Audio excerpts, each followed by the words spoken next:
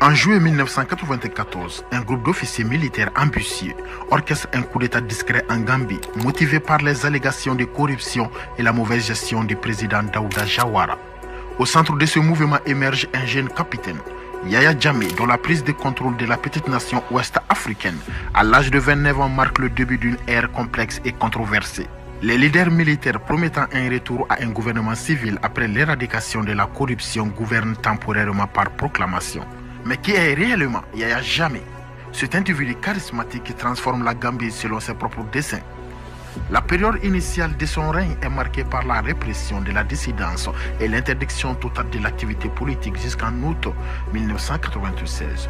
Cherchant à consolider son pouvoir, Yaya Jammeh fonde l'Alliance patriotique pour la réorientation et la construction en 1996, organise des élections présidentielles et s'installe en tant que président du pays. Dans cette vidéo, nous allons explorer son ascension au pouvoir, son autoritarisme perçu par certains comme dictatorial et sa proclamation de l'islam comme religion d'État en 2015, transformant ainsi la Gambie en une république islamique. Mais Yaya Jammeh reste un personnage énigmatique avec des facettes paradoxales, alors que certains le considèrent comme un guérisseur prétendant pouvoir traiter l'infertilité et le VIH, d'autres le voient comme un autocrate impitoyable. Notre enquête plonge dans les méandres de l'histoire de cet homme excentrique, avide de pouvoir qui a résisté à quitter la présidence en Gambie après avoir perdu les élections présidentielles.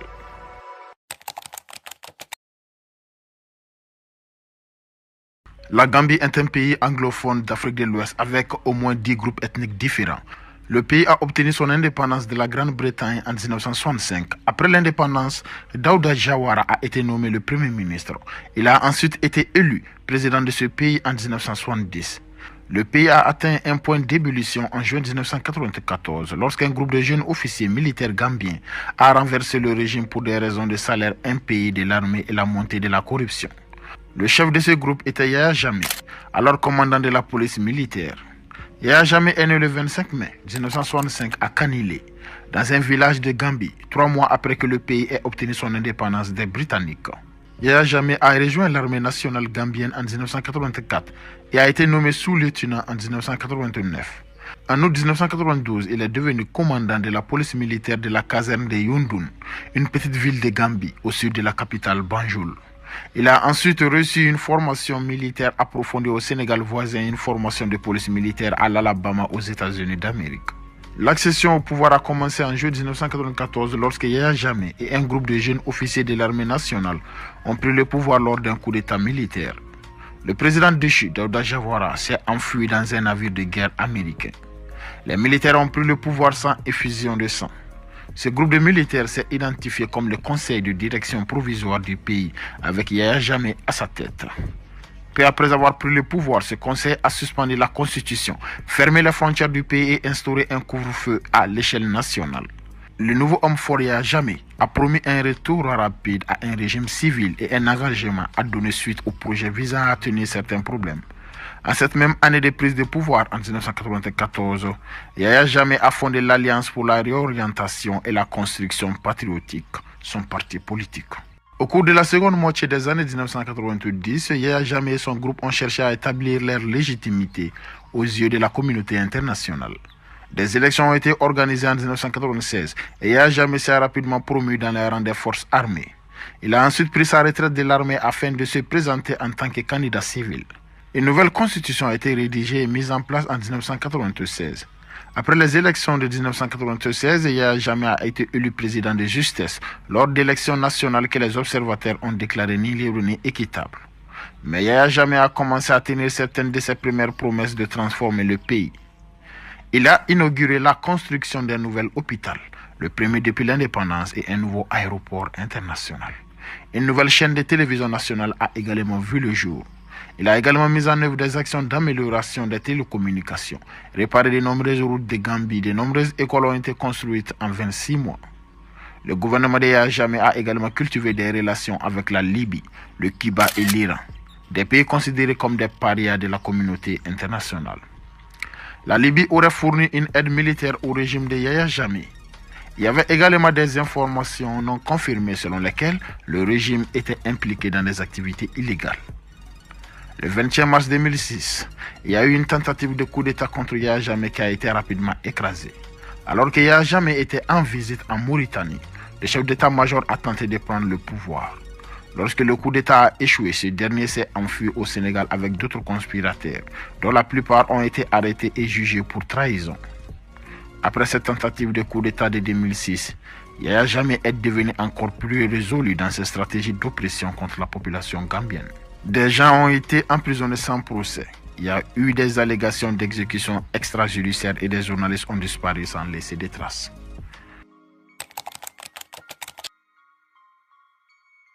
Le régime de Yahya Jammeh est devenu de plus en plus autoritaire et en 1998, la corruption qu'il avait décidé d'éliminer devenait maintenant évidente dans sa propre administration. Ses acolytes ont commencé à piller les ressources de l'État et une partie du pillage a été mise à nu par le projet OCCRP ou encore projet de reporting sur le crime organisé et de la corruption. Cette organisation avait divulgué des milliers de documents qui détaillent comment le gouvernement Yahya Jammeh a détourné les fonds du pays pendant 22 ans. Il apparaît que des départements du gouvernement ont ouvert des comptes privés à la Banque centrale et construit un réseau de favoritisme, tout en dirigeant le pays dans la peur et la violence. Au total, on dit que Yahya Jammeh et ses alliés ont pillé ou détourné au moins 975 millions de dollars et selon le rapport, l'argent a été obtenu auprès des entités suivantes. Environ 360 millions de dollars ont été obtenus auprès de la société de télécommunications gérée par l'État. 325 millions de dollars supplémentaires ont été obtenus grâce aux revenus illicites du bois et des associés ont pillé 55 millions de dollars de la compagnie pétrolière d'État. Le président Yahya Jammeh s'était construit un somptueux domaine privé dans son village natal, Kanilé. Les fonds pillés ont également soutenu le style de vie du président Yahya Jammeh. Il a également dépensé son argent dans d'autres manières, destinées à montrer qu'il était un dirigeant bienveillant et généreux, mais pas généralement d'une manière qui profite aux Gambiens ordinaires. Par exemple, en 2010, Yahya Jammeh a organisé un concert en hommage à Michael Jackson après la mort du superstar de la pop. Yahya Jammeh n'a pas atteint cet état de kleptocratie tout seul. Il disposait d'un réseau étroit de conseillers et d'agents d'exécution qu'il affectait à des postes clés et se déplaçait à volonté. Le bras droit de Yahya Jammeh, le général Suleiman Badji, a été identifié comme son principal exécutant, à la fois dans le paysage politique et dans le monde des affaires. Le général a assuré la protection des explorations de contrebande de bois. Le secrétaire général du bureau du président, Noah Touré, était un intermédiaire crucial entre le bureau de Yahya Jammeh et divers départements gouvernementaux. Selon le projet de reporting sur le crime organisé et la corruption, il y avait des documents contenant des directives dont Noah Touré avait signé et autorisant la saisie des comptes bancaires et le limogeage d'agents publics qui remettaient en question les ordres de Yahya Jammeh. Yahya Jammeh favorisait les fonctionnaires partageant sa prospérité, mais il était également vulnérable à ses sautes d'humeur et à son affinité pour la violence et la punition. Beaucoup de fonctionnaires qui ont perdu leur faveur se sont retrouvés incarcérés aux côtés des journalistes, de militants politiques et de militants des droits de l'homme. Toutes ces actions de Yahya Jammeh et de sa compagnie n'ont pas contribué à résoudre le problème et les besoins de la Gambie, un pays pauvre avec des soins de santé médiocres et peu de services de base. Selon la Banque mondiale, la dette extérieure du pays à la fin de l'année 2017 était d'environ 490 millions de dollars. L'une des idées les plus étranges conçues par Yahya Jammeh était ce programme dans lequel son régime obligeait des milliers de personnes séropositives à suivre un traitement avec la concoction d'herbes qu'il avait lui-même inventée. Il aurait annoncé avoir reçu un mandat de Dieu pour créer un remède à base de plantes contre le sida à partir d'herbes trouvées dans le Coran. Il a affirmé éradiquer le VIH du corps en seulement 3 jours. Yahya Jammeh a créé un programme de traitement alternatif pour distribuer son remède frauduleux contre le VIH. Le programme a fonctionné de 2007 à 2016, lorsque Yahya Jammeh a été exclu du pouvoir. Il a refusé que son remède soit soumis à des tests scientifiques d'efficacité et de sécurité. Des échantillons de sang de ses premiers patients ont été envoyés dans un laboratoire au Sénégal pour prouver que son traitement a fonctionné. Bien que les résultats ne montrent que le nombre de CD4 des patients, Yahya Jammeh a soutenu que les niveaux de CD4 étaient une preuve d'efficacité. Mais les responsables de l'université sénégalaise qui avaient effectué les tests ont réfuté l'affirmation de Yaya Jammeh en expliquant qu'aucune conclusion sur l'efficacité de son traitement à base de plantes n'avait été tirée. Ils ont fait remarquer, et je cite, qu'il est malhonnête de la part du gouvernement gambien d'utiliser nos résultats de cette manière. Yaya Jammeh a annoncé pour la première fois que cette concoction était destinée à guérir le VIH et le sida. Mais il a ensuite affirmé que cela pouvait guérir le diabète, l'infertilité et le cancer, de sorte que le premier groupe de patients ayant bizarrement suivi son programme de traitement étaient des personnes probablement contraintes à le faire. En violation du droit à la vie privée et de la confidentialité des patients, les noms des visages, les taux de CD4 et les charges virales des patients ont été publiés sur un site web officiel faisant la promotion et fournissant des informations sur le programme. Le véritable impact de ce programme sur la vie des patients atteints du VIH-Sida n'ont pas été évalués depuis la dissolution du programme. Comme nous le savons, tout a une fin et pour Yaya Jammeh, cela s'est produit avec les élections présidentielles de décembre 2016. En Gambie, les mois précédant les élections, 2 membres de l'opposition sont morts alors qu'ils étaient détenus par les forces de sécurité gambiennes et au moins une trentaine ont été arrêtés et condamnés à des peines de prison. Divers groupes internationaux et autres organismes ont averti que ces élections présidentielles ne seraient ni libres ni équitables. Mais quelque chose avait changé pour la première fois dans le paysage politique du pays. Plusieurs groupes d'opposition se sont rassemblés pour soutenir un seul candidat, Adama Barrow, déterminé à renverser Yaya Jammeh. Ce nouveau front d'opposition uni représentait la plus grande menace pour Yaya Jammeh au cours de ses 22 années de pouvoir. Au moment des élections, Internet a été coupé. Les appels internationaux ont été bloqués, ajoutant au climat politique déjà tendu. Au final, Adama Barrow a été déclaré vainqueur avec 46% des voix et Yaya Jammeh est arrivé en deuxième position avec 37% des voix. Ce qui a vraiment surpris les gens, c'est qu'à l'annonce des résultats, Yaya Jammeh a sereinement accepté les résultats des élections sans contestation. Mais c'était trop beau pour être vrai. L'acceptation des résultats pour Yaya Jammeh n'a pas duré très longtemps. Moins d'une semaine après la publication des résultats par la commission électorale, il a révisé les résultats en raison d'une erreur qu'il avait trouvée et corrigée. Adama Barrow avait toujours le plus de voix, mais sa marge de victoire avait été réduite à 43% des voix contre Yaya Jammeh. Yaya Jammeh a ensuite rejeté les résultats et a appelé à de nouvelles élections. Ce qui a suivi en Gambie après ce revirement de Yaya Jammeh était une impasse qui a duré 1 mois, avec Yaya Jammeh déterminé à conserver le pouvoir. Ce n'est qu'après la pression d'autres chefs d'État d'Afrique de l'Ouest que Yaya Jammeh a finalement cédé et a quitté le pays pour l'exil. Des années après cet épisode de la vie de Yaya Jammeh en Gambie, il s'avère toutefois qu'il a encore un rôle à jouer dans la politique gambienne. En 2021, le président Adama Barrow et Yaya Jammeh auraient uni leurs forces aux élections de décembre 2021 en Gambie. C'est la fin de notre vidéo et merci, à la prochaine.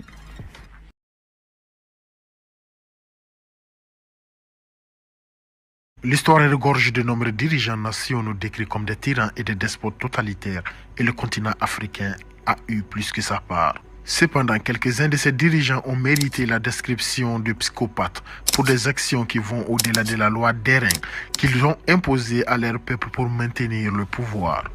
Le président Idi Amin Dada de l'Ouganda était considéré comme l'un de ces hommes fous. Le 25 janvier 1971, le général Idi Amin Dada de l'armée ougandaise organise un coup d'état militaire partiellement sans effusion de sang qui renverse le gouvernement de Milton Obote et se déclare président de ce pays d'Afrique de l'Est. Idi Amin Dada a ensuite établi un règne de terreur sur son peuple. Ces atrocités lui ont valu le titre de boucher de l'Ouganda. Mais qui est Idi Amin Dada et comment ce général militaire despotique a-t-il accédé au pouvoir en Ouganda? Restez avec nous, nous parlerons de la vie et du règne brutal de 8 ans de Idi Amin Dada.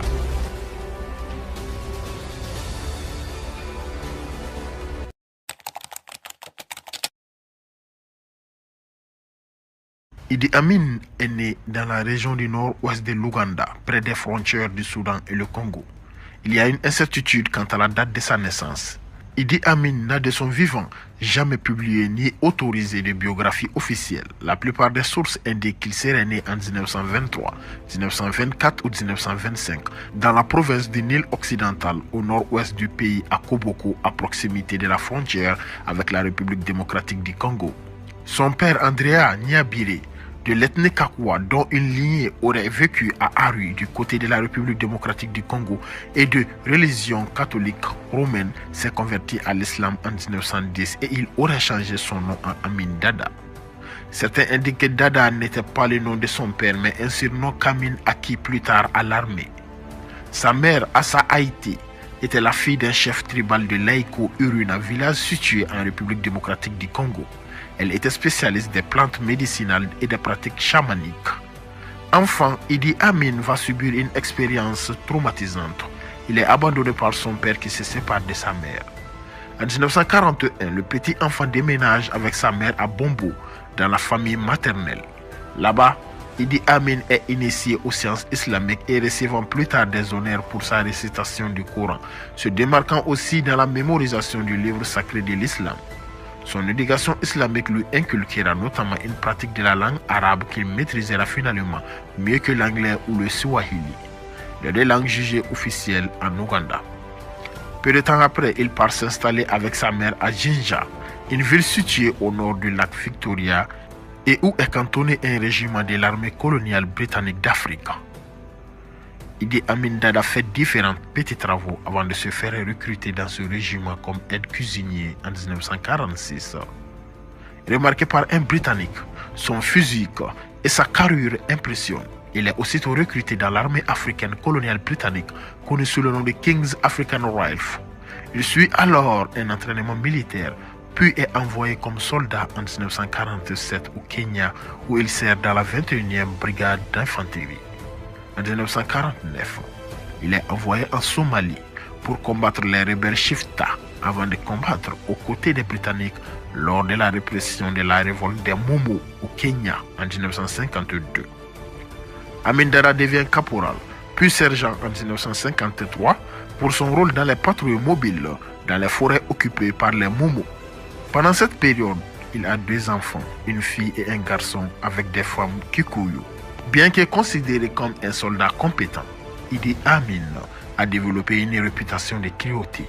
Habile soldat et obéissant qu'il était, il n'a jamais été sanctionné pour ses atrocités. Néanmoins, il a gravi les échelons. Il passe chef de peloton en 1958. L'année suivante, il est fait effendi, plus haut grade pour les Noirs dans l'armée coloniale britannique d'Afrique, quasi équivalent au premier grade d'officier. Étant dans l'armée, Amin est devenu champion de boxe lourd d'Ouganda, titre qu'il a détenu pendant 9 ans en 1951 et 1960.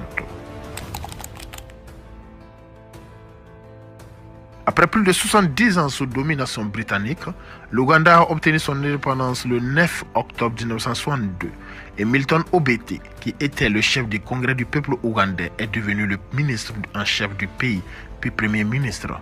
Milton Obote a nommé Idi Amin Dada, qui était l'un des Africains des hauts rangs du CAR, au poste de capitaine de l'armée ougandaise en 1963. Puis député commandant adjoint de la jeune armée ougandaise en 1964. En 1965, Obote et Amin sont impliqués dans une affaire de contrebande d'or, de café et d'ivoire en provenance de la République démocratique du Congo. Une enquête parlementaire demandée par le président Mutesa II, aussi roi du Bouganda, puissante région bantou du sud, met Milton Obote sur la défensive. Dans une démonstration de force, Milton Obote a arrêté 5 ministres, a promu Idi Amin au rang de général et l'a nommé chef d'état-major. Milton Obote fait arrêter plusieurs ministres, suspend la constitution de 1962 en abolissant le fédéralisme et les royaumes. Il se proclame alors nouveau président et institue un régime présidentiel à parti unique. Le président et roi Mutesa II est contraint à l'exil au Royaume-Uni où il meurt en 1969. Amin Dada commence à recruter des hommes de son ethnie, Nubiens et Kakwa, dans l'armée ougandaise, mais aussi des musulmans de la région du Nil occidental, région du nord-ouest de l'Ouganda, proche de la frontière soudanaise, et au total, les musulmans formeront presque 40% de l'armée, bien devant leur poids démographique dans le pays. Ces relations avec Obote commencent à se dégrader. En décembre 1969, une tentative d'assassinat contre le président Milton Obote échoue. Le brigadier général Pierino Okaya, commandant adjoint de l'armée et seul rival militaire d'Amin Dada, informe ce dernier et Milton Obote qu'il est sur le point d'arrêter les coupables. Le 25 janvier 1970, Okoya et son épouse sont assassinés à leur domicile. Les relations entre Idi Amin Dada et Milton Obote se dégradent fortement après ce meurtre. En novembre 1970, après avoir été mis peu de temps en résidence surveillée, Amin Dada perd tout commandement dans l'armée pour n'occuper qu'une fonction administrative. Pour des raisons de détournement de plusieurs millions de dollars issus des fonds de l'armée, le président Milton Obote a ordonné l'arrestation de Idi Amin Dada alors qu'il se rendait à Singapour pour une conférence des chefs de gouvernement du Commonwealth en 1971. Mais Idi Amin profiterait pleinement de son absence. Le 25 janvier 1971, Amin Dada mena un coup d'État, prenant le contrôle du pays et se déclarant président. Son arrivée au pouvoir est initialement plutôt bien accueillie par la communauté internationale. Les États-Unis et le Royaume-Uni voient d'un bon œil le renversement de Milton Obote dont la politique trop socialiste les inquiétait. Un soutien en sommet d'Israël et des États-Unis à ce coup d'État a souvent été évoqué, mais sans être clairement démontré. Sa prise de pouvoir est bien accueillie aussi en Ouganda, surtout des ethnies Baganda dont Milton Obote était l'ennemi juré. Milton Obote est contraint à l'exil en Tanzanie. Idi Amin Dada donne à l'ancien roi et président Mutesa, qui est mort en exil des funérailles nationales en avril 1971, libère beaucoup de prisonniers politiques et démantèle la General Service Unit, la police secrète ougandaise. Il promet de tenir des élections quelques mois plus tard. Cependant, peu de temps après avoir pris le pouvoir, il installe le bureau de recherche d'État, qui se révèle être une variante ougandaise d'escadron de la mort, destiné à pourchasser et assassiner les partisans de l'ancien président Milton Obote. Les chefs militaires qui n'ont pas soutenu le coup d'État sont exécutés. Milton Obote trouve refuge en Tanzanie, d'où il essaie de reprendre le contrôle du pays par une invasion militaire en 1972, sans succès. Les partisans de Milton Obote au sein de l'armée ougandaise, principalement des ethnies Acholi et Lango, sont aussi impliqués dans cette invasion. La réponse d'Amin Dada est sanglante. Il fait bombarder les villes de Tanzanie et purge l'armée de tous les officiers d'origine Acholi ou Lango, pour la plupart exécutés. Mais il ne s'est pas arrêté là. La violence ethnique s'est étendue à l'ensemble de l'armée puis aux civils ougandais. Au fur et à mesure que cette violence augmente, Amin Dada devient de plus en plus paranoïaque, créant même un coup d'État de son propre gouvernement. Le Nil mentionne hôtel à Kampala devient le centre d'interrogatoire et de torture du dictateur. En outre, Idi Amin a mené une guerre économique qui a fait passer son pays de la grasse à l'herbe. En 1972, Idi Amin a déclaré la guerre économique à la population asiatique en Ouganda. Le 4 août 1972, Amin donne aux 60 000 Asiatiques, principalement des Indo-Pakistanais non nationaux, présents en Ouganda, un délai de 90 jours pour quitter le pays, suivant ainsi un rêve qu'il dit avoir eu et dans lequel Dieu lui aurait ordonné de les expulser. Ce groupe avait dominé les secteurs du commerce et de la fabrication ougandaise. La plupart des expulsés, titulaires de la nationalité britannique, se rendirent au Royaume-Uni. Durant cette période, les soldats ougandais pillent et violentent en toute impunité les Indiens, dont les biens sont confisqués au profit des militaires proches du pouvoir. Au fur et à mesure que la vraie nature d'Amin Dada se révèle, le Royaume-Uni et Israël, principaux soutiens étrangers de l'Ouganda, commencent à restreindre leur aide et refusent de lui vendre de nouvelles armes. Amin Dada se tourne alors vers la Libye de Muammar Kadhafi, qui mène une grande politique africaine, et vers l'Union soviétique. Le chef d'État ougandais mène désormais une politique d'affrontement contre le Royaume-Uni et, dans une moindre mesure, contre les États-Unis. Ces derniers ferment leur ambassade à Kampala en 1973, suivi en 1976 par le Royaume-Uni.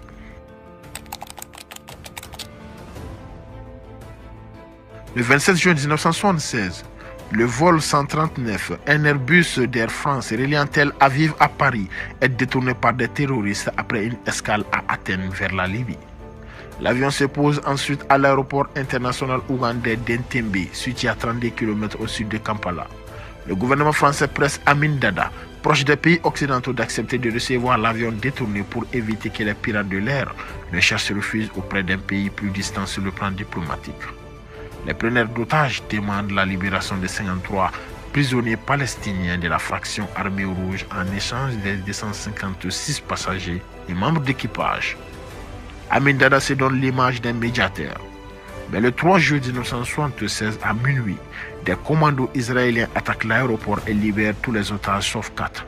3 sont tués pendant l'assaut. Après ce raid, Idi Amin Dada fait exécuter 200 officiers et hauts fonctionnaires qu'il juge incompétents, expulse tous les étrangers et déclenche une nouvelle campagne de violence. En janvier 1977, il accuse Janani Lungwe, l'archevêque anglican de Kampala, opposant notoire au dictateur et défenseur des chrétiens d'Ouganda, opprimés de comploter en vue d'une invasion étrangère. Le lendemain, ce dernier est assassiné avec 2 ministres. À partir de 1975, Idi Amin Dada s'autoproclame maréchal, puis président à vie. Cette année-là, devant les médias, il se met en scène sur une chaise à porteur, obligeant des hommes d'affaires occidentaux à le promener. Lors du sommet de l'OUA, la même année, Idi Amin épouse en 5e noces une jeune danseuse dont le mari a disparu. Lorsque l'année précédente, Amin Dada a commencé à s'intéresser à la jeune femme. Yasser Arafat fut l'un des témoins du mariage. Les actions de Idi Amin Dada ont entraîné l'effondrement de l'économie car l'industrie manufacturière, l'agriculture et le commerce sont arrêtés brutalement. Déjà affaibli par le départ des Indo-Pakistanais, cœur entrepreneurial du pays, par celui de la plupart des hommes d'affaires étrangers et par l'arrêt de l'aide occidentale, elle subit un nouveau coup en 1978 avec la chute du cours du café, principale exportation ougandaise. La Libye commence elle aussi à diminuer son aide. Au fil du temps, le nombre d'alliés intimes d'Idi Amin a commencé à diminuer et une partie des troupes initialement loyales a commencé à mutiner. En octobre 1978, des mutineries éclatent dans le sud-ouest du pays, une partie des militaires se réfugiant en Tanzanie voisine. Amin Dada, dont le régime est aux abois, saisit ce prétexte et ordonne alors l'invasion de la Tanzanie. Avec l'aide de 3000 hommes des troupes libyennes, Amin essaye d'annexer les provinces du nord de ce pays dans la région de Kagera. La Tanzanie, sous la présidence de Julius Nyerere, déclare alors la guerre à l'Ouganda et commence à contre-attaquer, enrôlant pour cela les exilés ougandais. La bataille a fait rage en Ouganda. Et le 11 avril, Amin Dada est forcé de fuir Kampala. L'armée tanzanienne prend la ville avec l'aide des guérillas ougandaises, l'armée nationale de libération nationale de l'Ouganda, ou Ougandais National Liberation Army, UNLA, et rwandaise. Amin s'envole pour l'exil, d'abord en Libye, puis en Arabie Saoudite. Il est alors hébergé à Jeddah par le gouvernement saoudien avec lequel il était allié quand il était au pouvoir. Car Amin a fait construire des mosquées en Ouganda. Le nouveau gouvernement ougandais choisit de le laisser en exil, disant qu'il est libre de revenir mais devrait alors faire face à ses crimes. Le 20 juillet 2003, une de ses épouses, Madina, informe qu'il est proche de la mort dans le coma à l'hôpital spécialisé Roi Faisal à Jeddah. Elle plaide auprès du président ougandais Yoweri Museveni pour qu'il puisse revenir mourir en Ouganda, mais ce dernier indique qu'il sera alors jugé immédiatement. Idi Amin Dada meurt en Arabie Saoudite le 16 août 2003 à l'âge de 75 ans et est enterré à Jeddah au cimetière Roué. Il aurait eu en tout 43 enfants avec au moins 6 épouses. Idi Amin n'a jamais été jugé pour ses violations flagrantes des droits humains. Il est estimé que le nombre de décès à motivation politique pendant le règne d'Idi Amin est peu sous celui de Milton Obote s'élevait à 300 000. Il a laissé un pays en ruine, une inflation de plus de 200%, une dette de 320 millions de dollars, une agriculture abandonnée, des usines fermées et une corruption généralisée. Si cette vidéo vous a plu, n'oubliez pas de vous abonner et à la prochaine.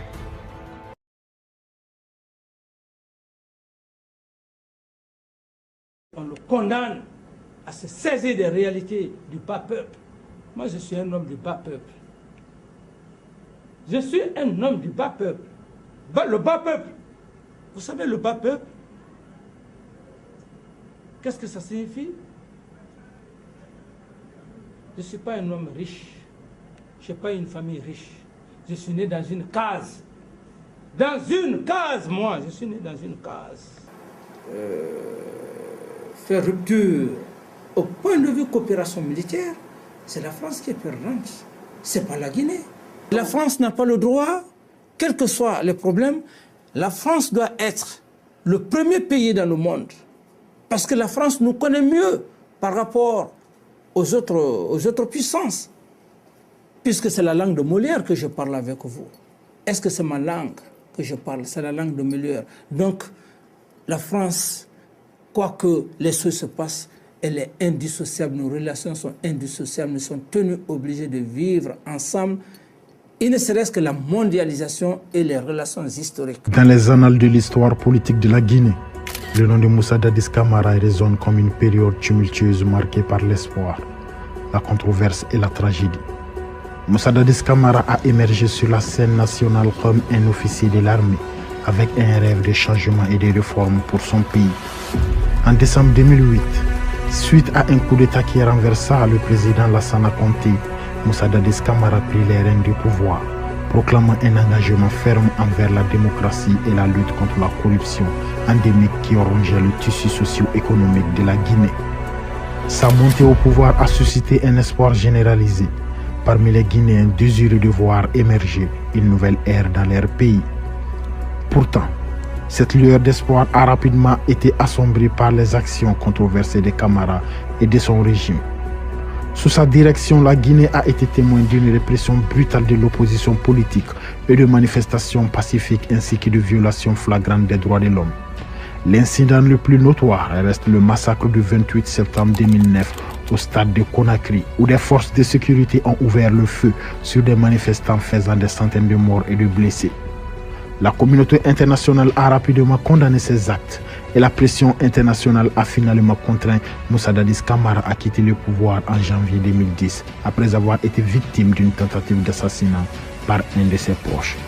Cet événement tragique a marqué la fin de son règne controversé, mais son impact sur la Guinée et sa population perdure jusqu'à ce jour. Aujourd'hui, nous parlerons de l'histoire d'un homme dont le nom reste associé à une période sombre de l'histoire guinéenne, rappelant les dangers d'un leadership autoritaire et les conséquences dévastatrices de la violence politique.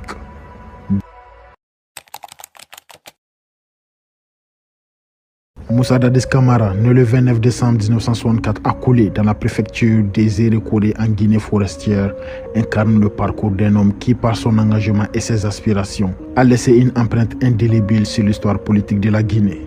Son éducation, débutée dans sa région natale, l'a conduit à poursuivre ses études primaires et secondaires à Erekore, où il a été initié au rudiment du savoir avant de couronner ses efforts par l'obtention d'un baccalauréat en sciences mathématiques au prestigieux lycée Samori Touré. Pourtant, l'appel du devoir et le désir ardent de servir sa patrie ont conduit Moussa Dadis Camara sur une voie différente. Inspiré par le modèle de leadership du président du Burkina Faso, Blaise Compaoré, Camara a décidé de rejoindre les rangs de l'armée guinéenne en 1990. Son engagement pour son pays l'a ensuite mené à suivre une formation militaire à la base de Kindias, située à 137 km de la capitale guinéenne, où il a été initié aux disciplines militaires et a forgé ses compétences en tant que soldat. Ainsi, dès ses premières années, Moussa Dadis Camara a tracé les contours d'une trajectoire qui allait le propulser sur la scène politique guinéenne, où son nom résonnerait comme un symbole de pouvoir, de controverse et de tragédie. Le 23 décembre 2008, le président de l'Assemblée nationale, Aboubacar Sompare, annonce la mort du président de la République, Lassana Conté, des suites d'une longue maladie survenue la veille. Il demande au président de la Cour suprême, Lamine Sidimé, de constater la vacance du pouvoir afin de pouvoir assurer l'intérim comme le prévoit la Constitution. Quelques heures après l'annonce de la mort de Lassana Conté, deuxième président de la République de Guinée, le capitaine Camara, jusqu'alors inconnu du grand public, apparaît à la radio-télévision guinéenne pour annoncer la suspension de la Constitution et de toutes les institutions républicaines, ainsi que la dissolution du gouvernement. Il prononce un discours à caractère social, dénonçant le désespoir profond du peuple de Guinée, la complicité des dignitaires du pouvoir dans le pillage des ressources du pays et leur incapacité à fournir à la population les services de base. Le 23 décembre 2008, il devient porte-parole du Conseil national pour la démocratie et le développement, CNDD. Le lendemain, il est désigné chef de la junte, puis il s'autoproclame président de la République de Guinée intérimaire. Il promet des élections libres, crédibles et transparentes. Le 30 décembre 2008, comme promis à la prise du pouvoir, il nomme le banquier cabinet Komara à la fonction de Premier ministre. À la suite de la rencontre entre le CNDD et le secrétaire d'État français à la coopération, Alain Joandé, le 4 janvier 2009, le capitaine Moussa Dadis Camara réitère l'engagement de la junte à organiser des élections libres et transparentes, auxquelles ni les membres du CNDD ni les membres du futur gouvernement de transition ne seront candidats. Cependant, en avril 2009, Dadis Camara menace de se présenter à la présidentielle de décembre 2009 si les chefs d'opinion ne cessent de s'acharner contre le CNDD. Afin d'attirer les investisseurs, le président guinéen cherche à rassurer les opérateurs économiques. Ainsi, les interpellations se multiplient à Conakry, impliquant des protégés de l'ancien régime autoritaire tel qu'Ousmane Conté, le fils aîné de l'ex-président. Saturne Bangoura, le beau-frère du général Lassana Conté, ou encore Lansana Camara, fils du général Kelfala Camara, ancien chef d'état-major général des forces armées guinéennes. Ces multiples arrestations de hauts fonctionnaires ou d'officiers supérieurs valent à Dadis Camara l'estime de son peuple, voyant en cela la volonté de rompre avec la culture de l'impunité cultivée depuis longtemps et la corruption généralisée. La lutte contre les narcotrafiquants sera médiatisée avec des procès télévisés, plus tard appelé Dadis Show, contribuant à la propagande du CNDD. À son arrivée au pouvoir, la Guinée, selon les populations, était considérée comme l'une des plus grandes plaques tournantes de la drogue de la sous-région ouest africaine. Dadis Camara explique que la drogue cause un énorme préjudice non seulement au peuple guinéen mais à tous les opérateurs économiques. C'est pourquoi il a décidé de la combattre pour redorer l'image de marque de son pays. Même si Moussa Dadis Camara est considéré actuellement par l'ONU comme un acteur important dans la lutte contre le narcotrafic en Afrique de l'Ouest, le problème de l'absence de chiffres réels demeure. Le 8 août 2009, le président Moussa Dadis Camara reçoit en présence du président sénégalais Abdoulaye Wade l'Oscar du mérite du Conseil international des managers africains, CIMA, pour son combat contre les narcotrafiquants et pour la moralisation économique. Le 28 septembre 2009, à la suite d'un meeting organisé dans l'enceinte du plus grand stade de Conakry, l'armée guinéenne tire à balles réelles sur les manifestants, occasionnant 157 morts selon les ONG qui font aussi état de milliers de blessés et de nombreux viols. La communauté internationale a fermement condamné cette violente répression. Et le président Camara explique cet événement par l'indiscipline de ses forces armées et déplore le décès de ceux qui l'ont amené au pouvoir. Ce massacre engendre la démission du porte-parole du gouvernement et des ministres de l'Agriculture et de la fonction publique fait sans précédent en Guinée. La France, par la voix de Bernard Kouchner, décide de suspendre sa coopération militaire avec le CNDD et demande conjointement avec les États-Unis une enquête internationale. La Cour pénale internationale, CPI, donne une suite favorable à cette requête et la France appelle ses 2500 ressortissants à quitter la Guinée en raison de la détérioration de la situation. L'International Crisis Group met de son côté en garde contre une guerre civile qui pourrait déstabiliser l'Afrique de l'Ouest s'il n'est pas mis rapidement fin au régime militaire. Devant les pressions internationales, Moussa Dadis Camara affirme le 17 octobre 2009 n'avoir peur de rien. À la suite du massacre du 28 septembre, des dissensions apparaissent au sein du CNDD. Le général Sekouba Konaté, alors général de brigade et ministre de la Défense numéro 2 du Conseil national pour la démocratie et le développement CNDD, essaye de faire arrêter Aboubakar Toumba Diakité, responsable du massacre. Mais il en aurait été empêché par Moussa Dadis Camara lui-même. Sous la pression de l'enquête internationale, Dadis Camara semble se désolidariser des responsables des violences. Toumba Kata lui accuse Dadis Camara d'avoir commandité les massacres et d'avoir voulu lui jeter la responsabilité, affirmant avoir aidé des opposants à échapper aux violences. Le 3 décembre 2009, Moussa Dadis Camara se rend au camp militaire Koundara, base de son aide de camp et chef de la garde présidentielle, Aboubakar Sidiki Diakité. Celui-ci tire sur Dadis Camara, le blessant à la tête et au cou. Le chef de l'État est transféré le lendemain à Rabat, au Maroc, afin d'y être hospitalisé dans une situation difficile mais pas désespérée. L'intérim est assuré par le numéro 2 de la junte, le général Sekouba Konaté. Une récompense de 200 millions de francs guinéens, en plus d'une villa, est promise à qui retrouvera Aboubakar Diakité ou donnera des informations pouvant le localiser. Le 2 janvier 2010, à la surprise générale, Moussa Dadis Camara quitte le Maroc, où il était hospitalisé depuis le 4 décembre pour Ouagadougou, Burkina Faso. Ses partisans en Guinée appellent alors à son maintien au pouvoir et des rassemblements en son soutien s'organisent. Toujours président de la République, Moussa Dadis Camara est rejoint par le président intérimaire Sekouba Konaté en vue des négociations sous l'égide de Blaise Compaoré.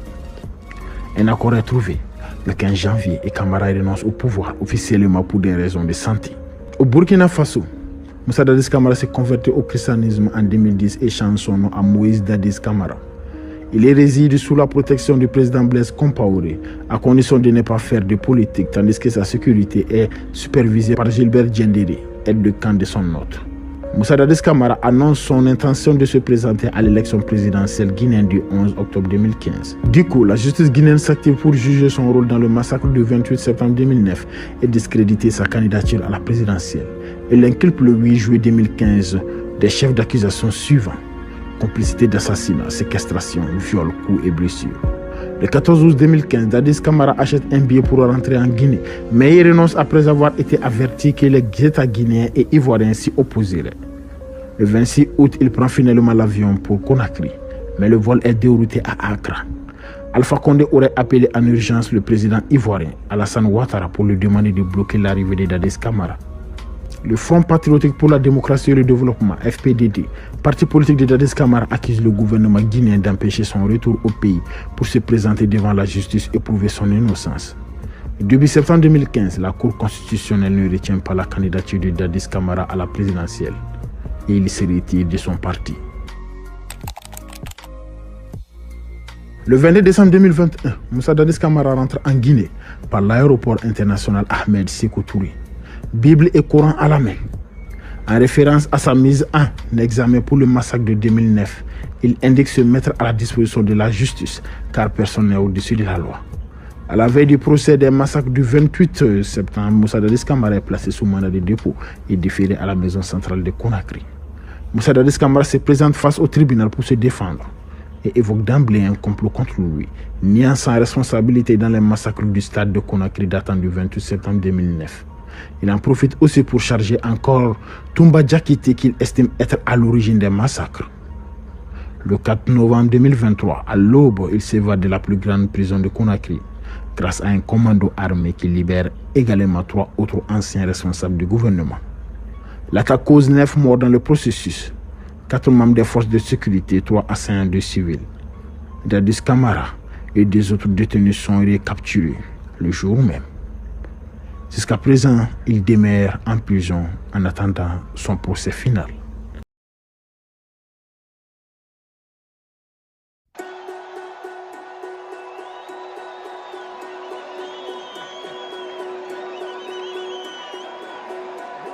Cela fait plus de 22 ans depuis l'assassinat de l'ancien président de la République démocratique du Congo, Laurent Désiré Kabila, aux mains de ses enfants soldats. Laurent Désiré Kabila, président de la République, je jure fidélité à la nation. Kabila était le chef de rébellion qui a renversé le président Mobutu du Zaïre en 1997 et restauré le nom du pays. Ce que beaucoup ne savent pas à son sujet, c'est qu'il a passé la majeure partie de sa vie en exil, qu'il s'est engagé dans le commerce illégal d'or et de diamants, ainsi que dans des plans sauvages pour renverser la dictature de Mobutu, son prédécesseur immédiat. Laurent Kabila a brièvement recruté Che Guevara en 1965, ainsi que les armées ougandaises et rwandaises qui ont contribué à l'amener au pouvoir en 1997. Aujourd'hui, nous allons parler de l'histoire de Laurent Kabila, l'ancien président de la République démocratique du Congo qui a été assassiné par ses enfants soldats.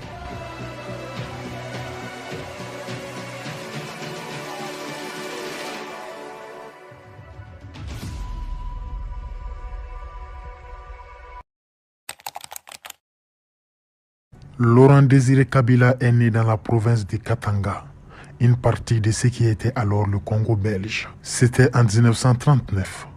Il termina ses études au lycée d'Elisabethville, aujourd'hui Lubumbashi, en RDC, puis étudia la philosophie politique dans une université française. On dit également que Kabila a fréquenté l'université de Dar es Salaam en Tanzanie. En 1960, alors qu'il avait 21 ans, Kabila est devenu un chef de file des mouvements politiques alliés au premier ministre du Congo indépendant, Patrice Lumumba. À l'aune de l'indépendance du Congo vis-à-vis de la Belgique, le jeune Kabila était l'un des jeunes hommes brillants qui était peut-être devenu une star de la politique de son pays à l'époque. Pourtant, après l'intervention des Nations Unies et l'assassinat de Patrice Lumumba, l'armée a chassé Kabila et d'autres sympathisants dans la brousse où ils ont formé une force de guérilla. Ces jeunes Congolais ont alors formé une rébellion soutenue à la fois par les Chinois et les Russes et par une demi-douzaine d'autres pays africains. La rébellion de ce groupe de combattants a attiré l'attention des États-Unis. Les États-Unis paniquaient à propos d'éventuelles influences soviétiques dans l'Afrique indépendante. Les Américains recrutèrent des officiers belges et des mercenaires. Forcés de battre en retraite, Kabila et ses amis se sont tournés vers les Cubains et Che Guevara pour obtenir de l'aide. Alors, Che Guevara et son équipe sont arrivés à la frontière entre la Tanzanie et le Congo avec un petit contingent de guérilleros. C'était en avril 1965. Cependant, dans son journal publié en 1999, Che Guevara note le manque d'implication de Laurent Désiré Kabila dans le parti et le manque général d'organisation du groupe. Che Guevara a jugé Kabila, qui avait 26 ans à l'époque, comme n'étant pas l'homme de l'air et que Kabila était trop distrait. Cela, de l'avis de Che Guevara, expliquait que Kabila se présente parfois avec des jours de retard pour fournir des fournitures, de l'aide ou des renforts aux hommes de Che Guevara. La révolte de la rébellion de Kabila a été réprimée en 1965 par l'armée congolaise avec le soutien des États-Unis. Mobutu a pris le contrôle de la nation en 1965, a établi une dictature et en 1971 a renommé le pays Zaïre. En 1967, Kabila a fondé le Parti révolutionnaire du peuple, luttant pour établir un territoire marxiste autosuffisant dans la partie orientale du Zaïre. Ce groupe s'est taillé une enclave sur le lac Tanganyika, dans la lointaine province du Kivu. Là, les rebelles de Kabila se sont soutenus en tuant des éléphants, en faisant le commerce de l'ivoire ainsi qu'en extrayant de l'or. Ils ont également reçu une aide et un financement occasionné de la Chine et du Cuba. Les rebelles de Laurent Désiré Kabila ont également acquis une notoriété internationale en 1975 lorsqu'ils ont enlevé des étudiants américains et un chercheur néerlandais contre la rançon. Mobutu, qui contrôlait désormais fermement le pays, a ordonné à ses troupes d'entrer dans la région et ils ont réussi à réprimer les forces de Kabila qui n'avaient d'autre choix que de se réinstaller en Tanzanie où elles se sont regroupées. Dans les années 1970, Kabila a déménagé sa famille en Tanzanie après des années à diriger le mouvement rebelle infructueux au Congo. À cette époque, Laurent Désiré Kabila était un homme recherché qui vivait discrètement en exil en Ouganda et en Tanzanie. Pendant leur séjour en Tanzanie, les membres de la famille de Kabila ont utilisé des noms d'emprunt et ont dirigé plusieurs petites entreprises, bars, restaurants et des marchés. La famille a été protégée par le gouvernement tanzanien et a déménagé de maison en maison dans les quartiers aisés de la ville pour échapper à la détection par les agents de renseignement de Mobutu. En 1979, lorsque les exilés ougandais, soutenus par la Tanzanie, décidèrent de renverser Idi Amin Dada, Kabila fut incorporé par les troupes tanzaniennes parmi plusieurs groupes armés pour acquérir une expérience de première main de la guerre moderne. Kabila est devenu proche du groupe de Yoweri Museveni jusqu'à ce qu'il se rende dans la brousse en 1980. Lors de la première rencontre entre Kabila et Museveni, Kabila aurait demandé des armes afin d'attaquer Mobutu, mais a reçu une condition qui était de ne pas opérer à la frontière entre l'Ouganda et le Congo. Malheureusement pour Kabila, l'accord sur les armes a échoué, mais Museveni a donné à Kabila une modeste contribution financière et l'a mis en contact avec la Libye pour voir s'il pouvait aider de quelque manière que ce soit sans impliquer l'Ouganda. Pendant ce temps, en Tanzanie, Kabila aurait une brouille avec le président tanzanien de l'époque, Julius Nyerere, en raison de leur désaccord sur le mode de vie de Kabila. Nyerere a critiqué Kabila pour avoir été trop autocratique dans son mouvement de guérilla et trop impliqué dans des activités commerciales illicites. Ce qui par la suite conduit Kabila à être coupé des contacts avec les services de sécurité tanzaniens. À l'époque, en 1985, alors que Kabila vivait à Dar es Salaam, il avait été impliqué dans la contrebande d'or et de diamants, ainsi que de bois sur le lac Tanganyika. Après tout cela, Kabila a disparu de la vue publique. Pendant 15 années suivantes, il n'a réapparu qu'en 1994. Kabila n'a fait surface qu'en 1994, lorsque le Front patriotique rwandais, le FPR, a pris le pouvoir au Rwanda. Le président ougandais Yoweri Museveni a présenté Kabila au vice-président rwandais de l'époque, Paul Kagame, qui a eu un conflit aigu avec le président Mobutu à propos des réfugiés rwandais à la frontière rwando-congolaise, qui étaient retenus en otage par des milices interrwandais au Congo et des miliciens Hutu qui avaient mené le génocide au Rwanda, ainsi que des éléments de l'ancienne armée rwandaise et l'ancien gouvernement rwandais. La présence des interrwandais au Congo, ainsi que le soutien continu de Mobutu à ses anciens alliés Hutu, ont semé les germes d'une grande partie des bouleversements à venir et de la propre chute du dirigeant zaïrois. Les interrwandais et d'anciens responsables du gouvernement rwandais ont utilisé les camps de réfugiés au Congo comme base pour lancer des attaques contre le nouveau gouvernement au Rwanda. En 1996, le Rwanda a décidé qu'il ne pouvait plus tolérer les camps de réfugiés. Les Tutsis du Sud, Kivu, appelés Banyamulenge, ont organisé un soulèvement à l'été 1996 contre le gouvernement de Mobutu. C'était avec le soutien du gouvernement rwandais. Dans la seconde moitié de 1996, l'alliance des Banyamulenge, des rebelles de Kabila, du Rwanda, de l'Ouganda et de l'Angola s'est formée pour renverser Mobutu.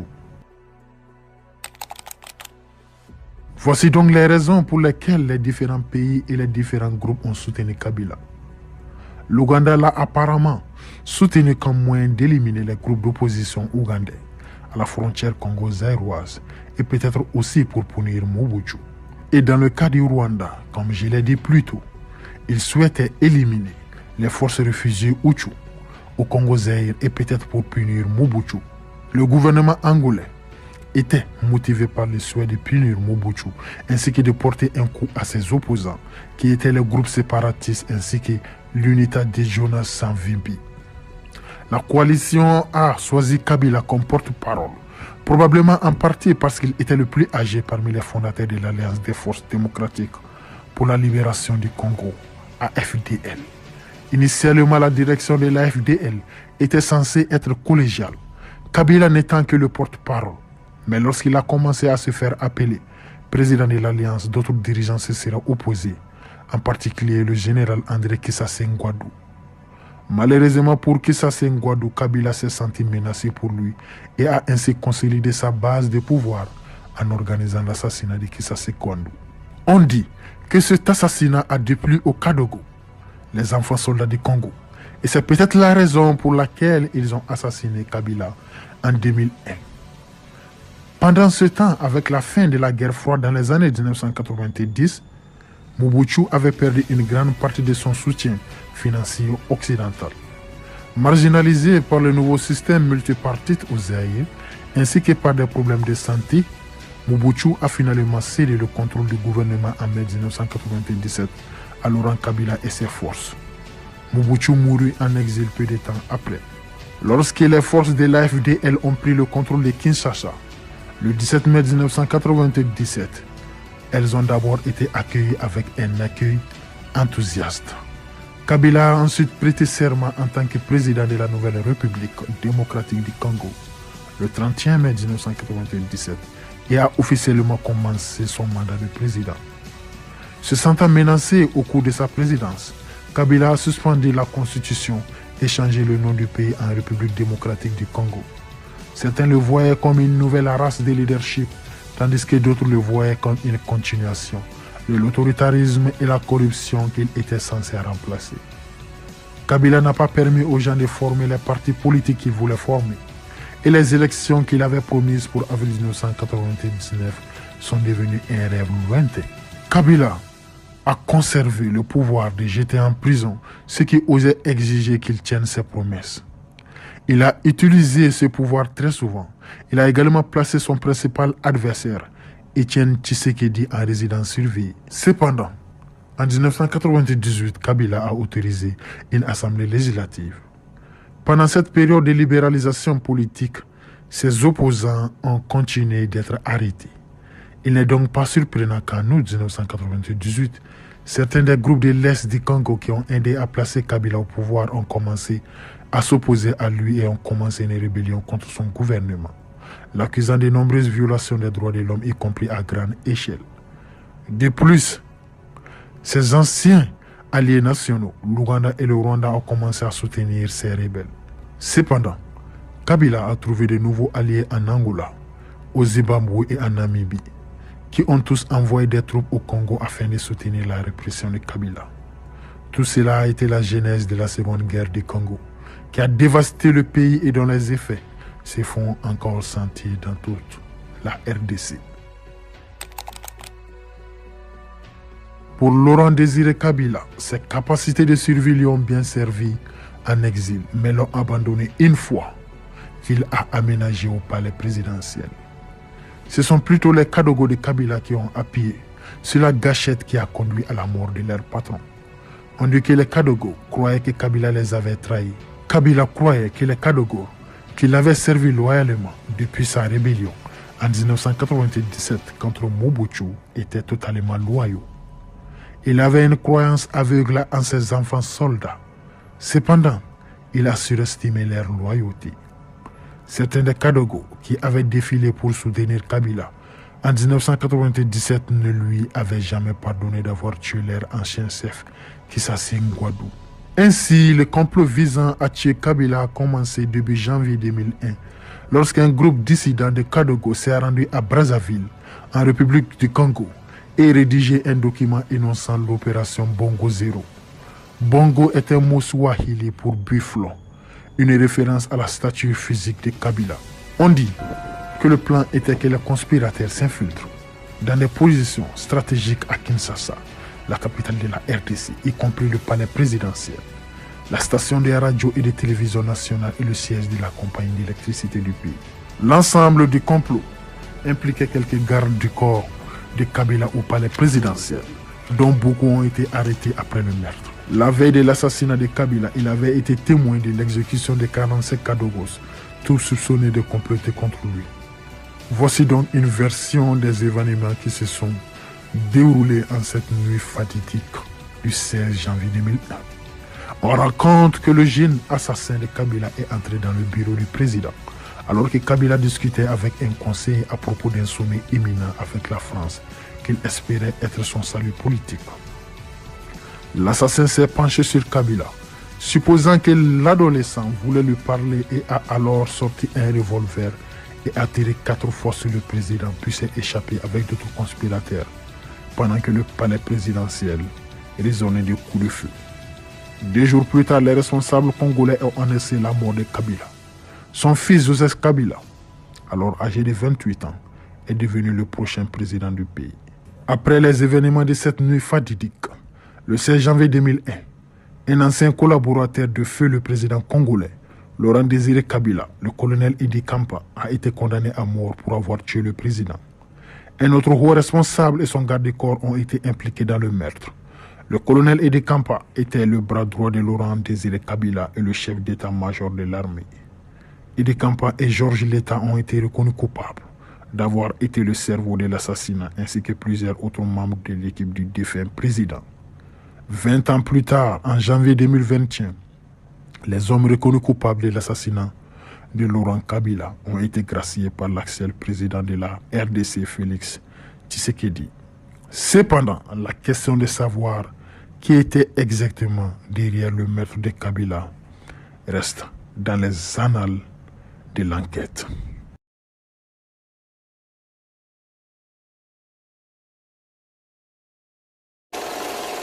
Mobutu du Zaïre est protégé par le gouvernement tanzanien. Transformer toute cette richesse. Préserver l'unité. 58 nouveaux présidents élus.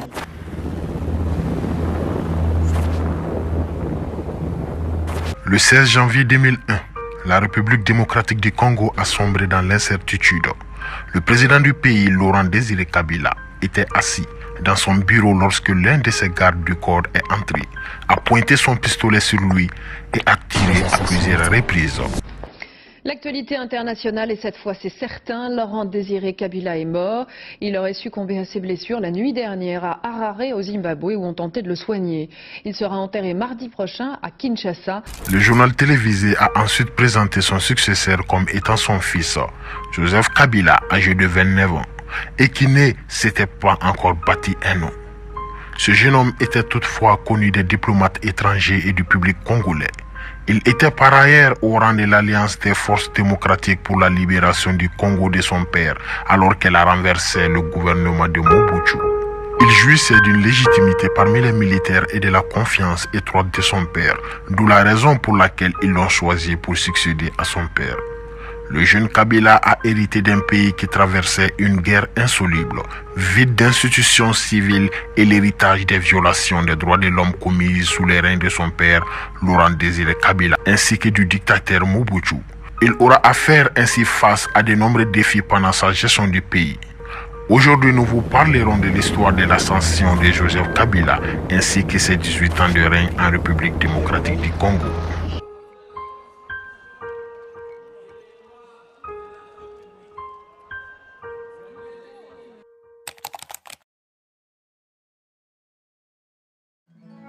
Les origines de Joseph Kabila, y compris sa filiation, son lieu et sa date de naissance font l'objet d'une controverse persistante. Les rumeurs et de nombreux complots sur les origines de Joseph Kabila demeurent. Toutefois, de ce qui existe, Joseph Kabila et sa sœur jumelle Jeannette sont nés vers le 4 juin 1971 à Hewa-Bourade, dans le territoire de Fizi, province du Sud Kivu au nord de Kantaga en République démocratique du Congo. Hewa-Bourade se trouve assez haut dans la montagne, sur le mont Makanga, entre les villages Kibili et dans la région de Kilemboué, secteur de Loulange. C'était le quartier général de la guérilla de Laurent Désiré Kabila, son père. La mère de Joseph Kabila, Sifa Mahenya, était l'une des 3 épouses de Laurent Kabila. Elle est de la province de Maniema, au centre-est du Congo. Certaines personnes ont affirmé qu'elle était une Tutsi venue du Rwanda. De nombreux détracteurs de Joseph Kabila ont soutenu qu'il était un étranger. Cette accusation l'a poursuivi des années plus tard, car le chef de l'opposition, Étienne Tshisekedi, l'a accusé de ne pas être le fils légitime de Laurent Kabila. Cette accusation avait une certaine signification, surtout dans un pays qui était encore sous le choc d'une invasion des forces rwandaises dans ce qui est devenu les guerres du Congo. Laurent Désiré Kabila a déménagé sa famille en Tanzanie dans les années 1970, après des années passées à diriger un mouvement rebelle infructueux contre le dictateur Mobutu. Laurent Kabila était un homme recherché et vivait discrètement en exil entre l'Ouganda et la Tanzanie afin d'éviter l'attention des services de renseignement de Mobutu.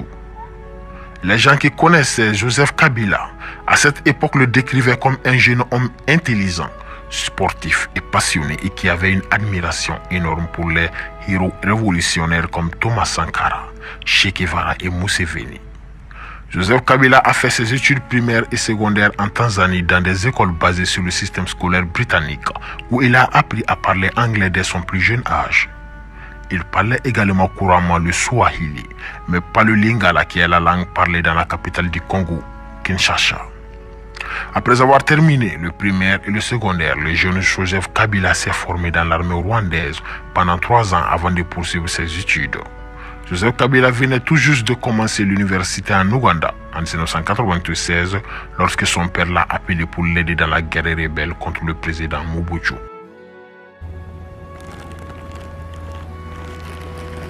Dans les périodes de 1996 et 1997, connues comme la première guerre du Congo, Laurent Désiré Kabila a dirigé l'Alliance des forces démocratiques pour la libération du Congo, l'AFDL, le groupe rebelle qui voulait mettre fin à la dictature de Mobutu.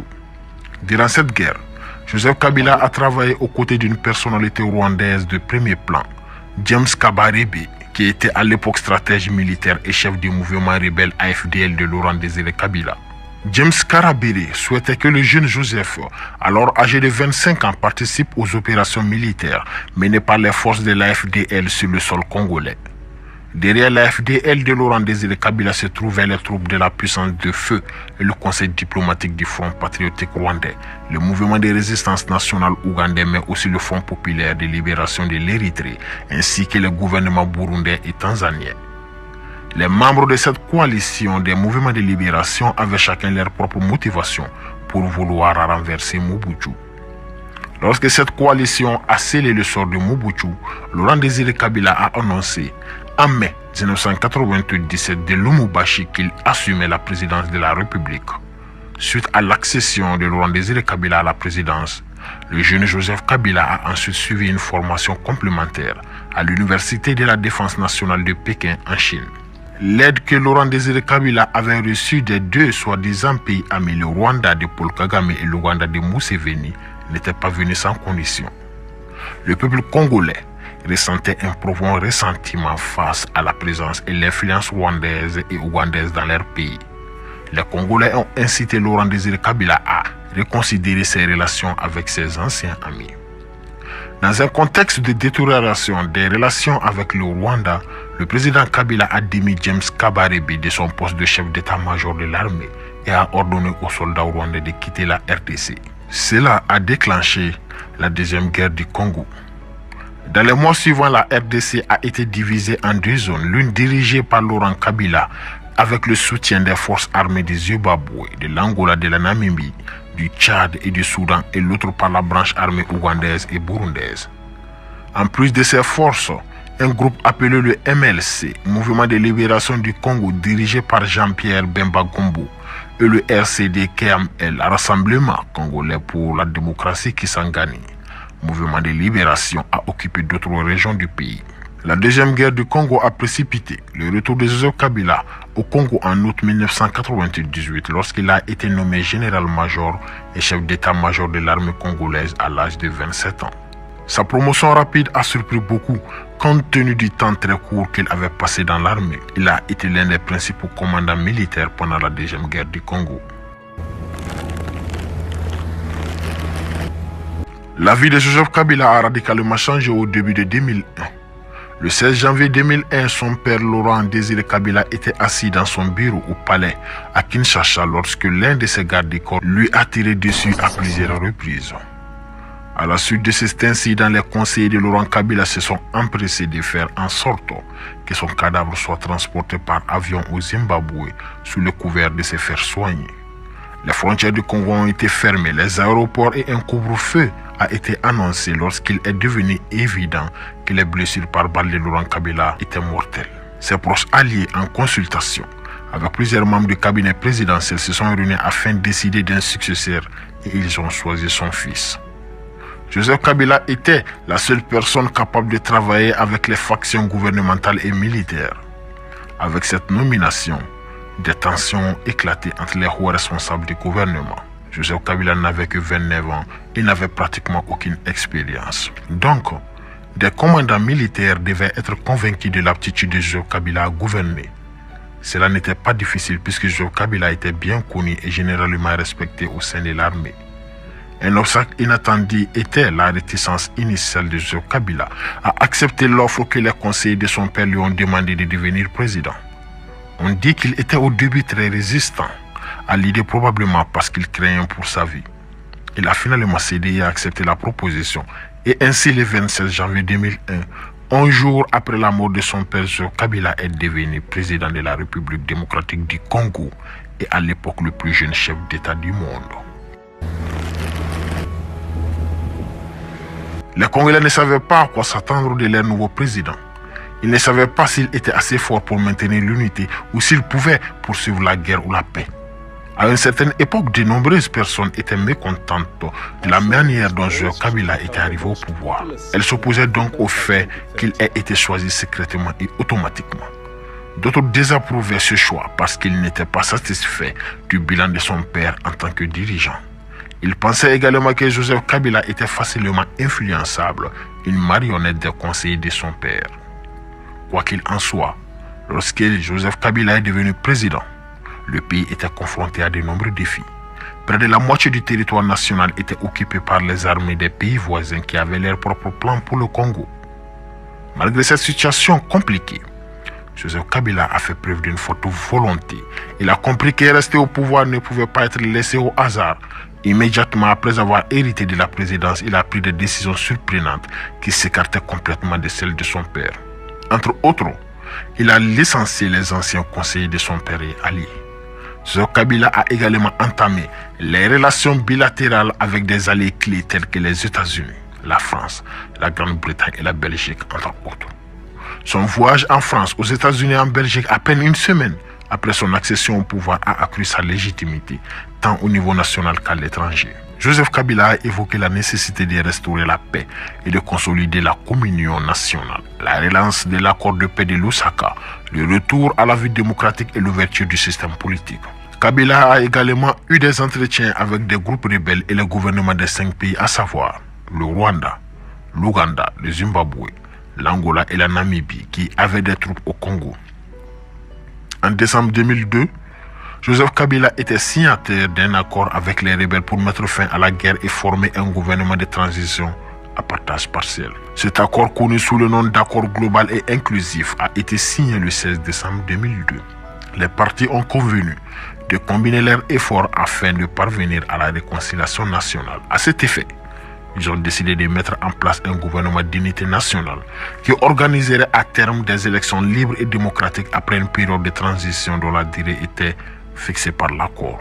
L'accord a gardé Joseph Kabila comme président par intérim avec 4 vice-présidents et d'autres figures de mouvements rebelles comme Jean-Pierre Bamba. Cet accord a été ratifié en avril 2003.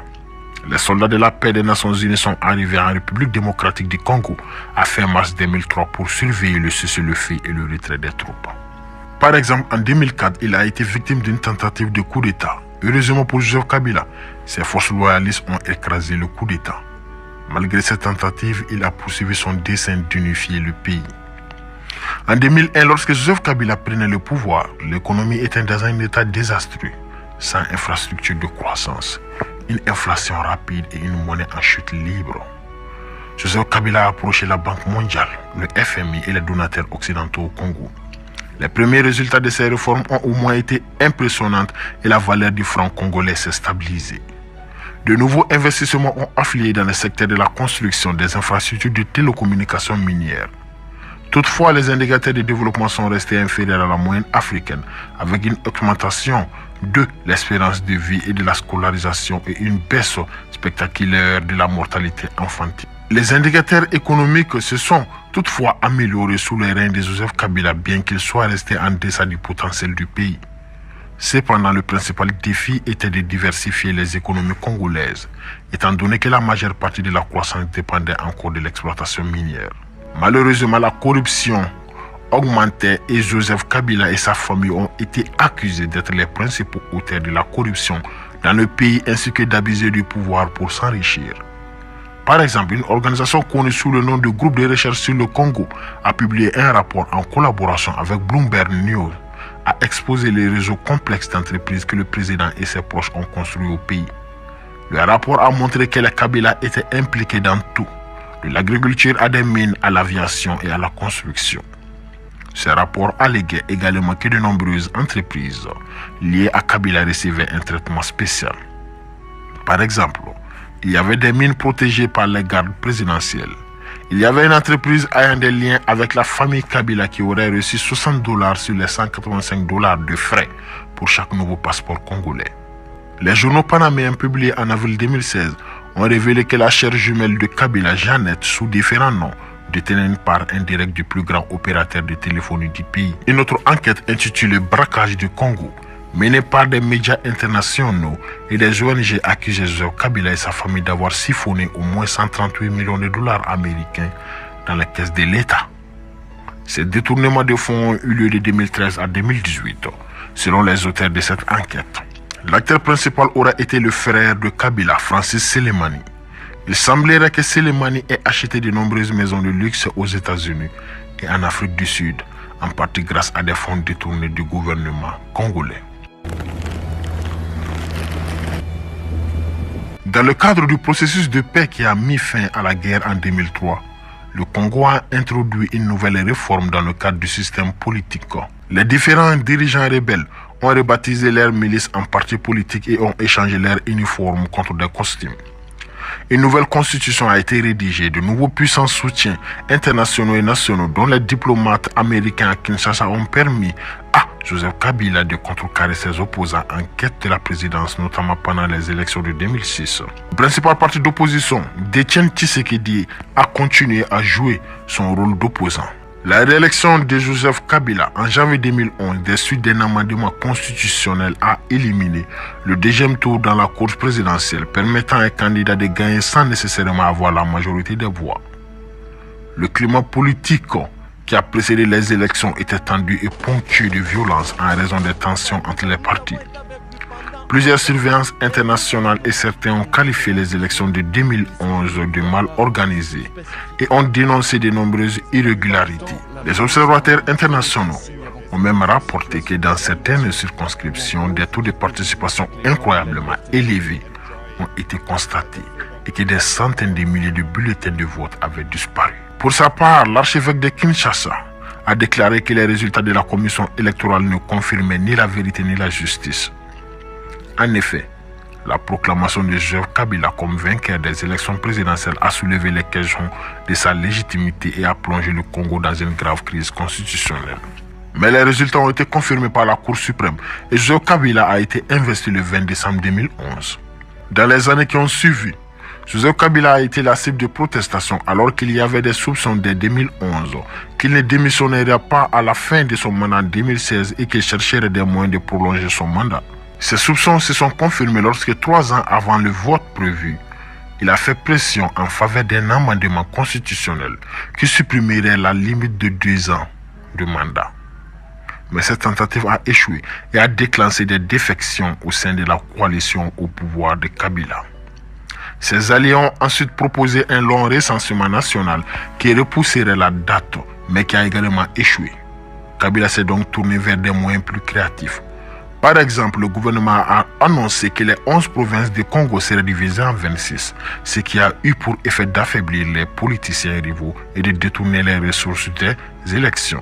Les soupçons contre Kabila se sont renforcés après que la Cour constitutionnelle a statué en mai 2016 que si les élections étaient retardées, Joseph Kabila resterait en fonction jusqu'à ce qu'un successeur puisse être élu et installé plus tard. Le tribunal a fait une demande de la commission électorale visant à reporter les élections de 2016. L'une des raisons évoquées pour retarder les élections était la logistique liée à la tenue des élections. L'élection présidentielle a finalement été reportée et programmée pour le 23 décembre 2018. Après des périodes de spéculation sur les intentions de Joseph Kabila, il a été confirmé qu'il ne présenterait pas à l'élection et qu'il soutiendrait plutôt la candidature d'Emmanuel Ramazani Shadari. Lorsque les résultats ont été proclamés, Félix Tshisekedi, fils d'Etienne Tshisekedi, décédé en 2017, est élu.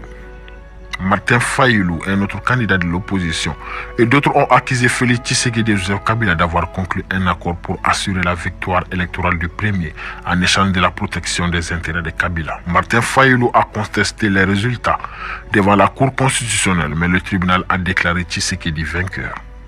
Joseph Kabila a démissionné le 24 janvier 2019, mettant fin à son mandat. Cet événement constitue la première transition pacifique du pouvoir au Congo depuis son indépendance en 1960. Ceci marque la fin des 18 années de règne de Joseph Kabila en République démocratique du Congo. Merci et à la prochaine.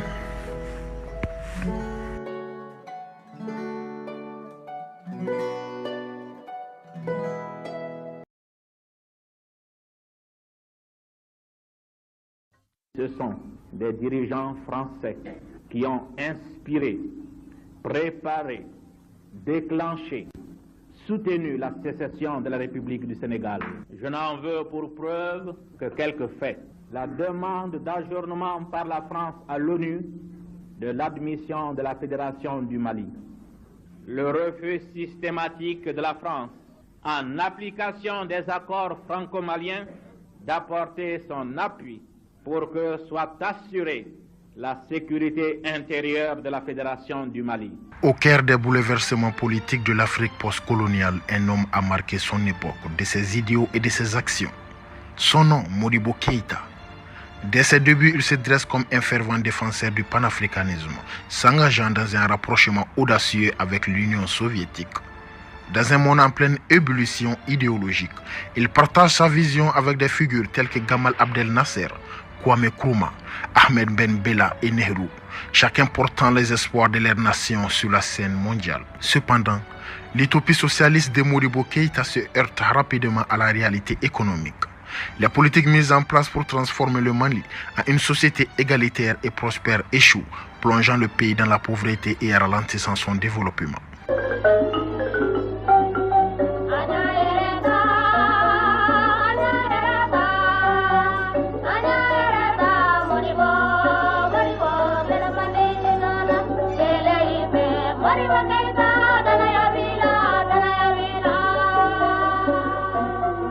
En 1962, l'adoption du franc malien provoque une inflation galopante, précipitant de nombreux Maliens dans la misère et nourrissant un profond sentiment de mécontentement et de contestation. Les répressions et difficultés alimentaires qui s'ensuivent rendent le régime de Modibo Keïta encore davantage impopulaire. Il est renversé le 19 novembre 1968 lors d'un coup d'État organisé par les forces armées maliennes et emprisonné à Kidal. Transféré à Bamako, il meurt en détention le 16 mai 1977.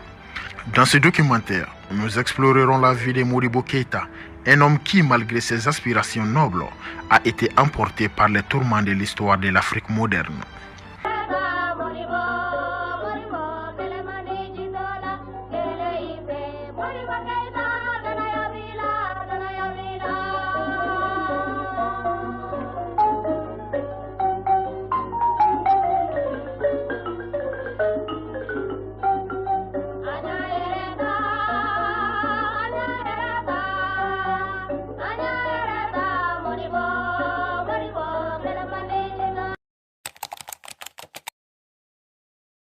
Dans les rues de Bamako-Koura, quartier animé de la capitale du Soudan français, actuel Mali, naissait le 4 juin 1915 un garçon qui allait marquer l'histoire de son pays, Modibo Keïta. Fils de Daba et Fatoumata Kamara, il venait au monde au sein d'une famille malinké, imprégnée des traditions et des aspirations de sa communauté. Dès son jeune âge, Modibo montra des signes de détermination et de curiosité intellectuelle. Entre 1925 et 1931, il fréquenta l'école primaire de Bamako, jetant les bases de son éducation. Mais c'est à l'école primaire supérieure Terrasson de Fougères, rebaptisée aujourd'hui lycée Askia Mohamed, qu'il approfondit ses connaissances dès 1931. Sa soif d'apprendre le conduisit ensuite à l'école normale d'instituteurs, l'école William Ponty de Gorée à Dakar en 1934. C'est là que l'empreinte de Modibo Keïta commença à se dessiner. Ses enseignants le remarquèrent rapidement, louant ses capacités intellectuelles tout en notant son engagement politique naissant. Modibo se distinguait non seulement par ses résultats académiques exceptionnels, mais aussi par son activisme contre l'occupation française, un mouvement qui gagne du terrain dans les cercles intellectuels de l'époque. En 1936, Modibo Keïta sortit major de sa promotion, portant haut les couleurs de son héritage malinké et de son engagement pour la liberté de son peuple. Fort de son diplôme d'instituteur, il commença sa carrière dans l'éducation, enseignant d'abord en région rurale, puis dans les villes comme Bamako, Sikasso et Tombouctou. L'année 1939 marqua un tournant décisif dans la vie de Modibo. Il épousa Mariam Traoré, une femme qui allait devenir sa compagne de vie et sa partenaire dans toutes ses luttes à venir. Cette union, bien plus qu'une simple alliance, symbolisait l'engagement indéfectible de Modibo envers sa cause et envers son peuple. Après les ravages de la Seconde Guerre mondiale, une nouvelle ère de bouleversements politiques et sociaux s'ouvrit pour Modibo Keïta. Animé par une vision de changement et de justice, il devint l'un des architectes de la renaissance politique de son pays. En 1946, il fut l'un des cofondateurs et le secrétaire général de l'Union soudanaise, rejoignant par la suite le Rassemblement démocratique africain RDA. Mais son activisme politique ne passa pas inaperçu aux yeux du régime colonial français, qui le considéra rapidement comme une menace. En 1946, Modibo fut interné pour sa lutte contre l'oppression coloniale, témoignant de son dévouement sans faille à la cause de son peuple. Malgré ces épreuves, son engagement politique ne faiblit pas. En 1948, il fut élu conseiller général du Soudan français, représentant fièrement la circonscription de Bamako-Kita. Cette victoire marqua le début d'une ascension politique remarquable. En 1953, Modibo Keïta franchit une nouvelle étape en étant élu conseiller de l'Union française, une reconnaissance de son leadership éclairé et de son engagement envers les idéaux démocratiques. Mais c'est en 1956 que son influence politique atteignit de nouveaux sommets. Il devint maire de Bamako, la capitale dynamique du Mali naissant, et fut élu député à l'Assemblée nationale française. Sa voix résonnait désormais au cœur même du pouvoir politique français. Cette période fut marquée par des nominations prestigieuses au sein des gouvernements de la 4e République française. D'abord en tant que secrétaire d'État à la France d'outre-mer dans le gouvernement de Maurice Bourges-Mounori, puis en tant que secrétaire d'État à la présidence du Conseil dans le gouvernement de Félix Gaillard. Ces postes de responsabilité lui offrirent une plateforme pour défendre les intérêts de l'Afrique et pour promouvoir ses idéaux de liberté et de justice.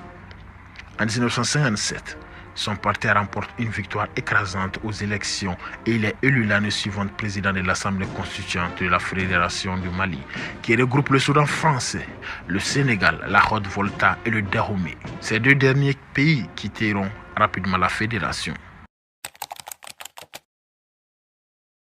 Le 20 juin 1960, Modibo Keïta se retrouve propulsé au sommet du pouvoir en tant que chef du gouvernement et de la Fédération du Mali, une union qui réunit le Soudan français et le Sénégal. Cependant, cette alliance fut de courte durée et le 22 septembre 1960, elle vola en éclats. Dans ce tumulte politique, Modibo Keïta saisit l'opportunité de proclamer l'indépendance du Soudan français, baptisé désormais la République du Mali. Sous sa direction, le pays embrassa résolument le chemin de l'indépendance et de la souveraineté nationale. Déterminé à façonner l'avenir de sa nation, Modibo Keïta opta pour une politique alignée sur le modèle soviétique, marquant ainsi un tournant décisif dans l'histoire du Mali. En tant que socialiste convaincu, il entreprit de transformer progressivement l'économie malienne vers une socialisation plus prononcée. En octobre 1960, il créa la Société malienne d'importation et d'exportation SOMIEX, chargée du monopole de l'exportation des produits maliens et de l'importation des biens manufacturés et des produits alimentaires essentiels tels que le sucre, le thé et le lait en poudre.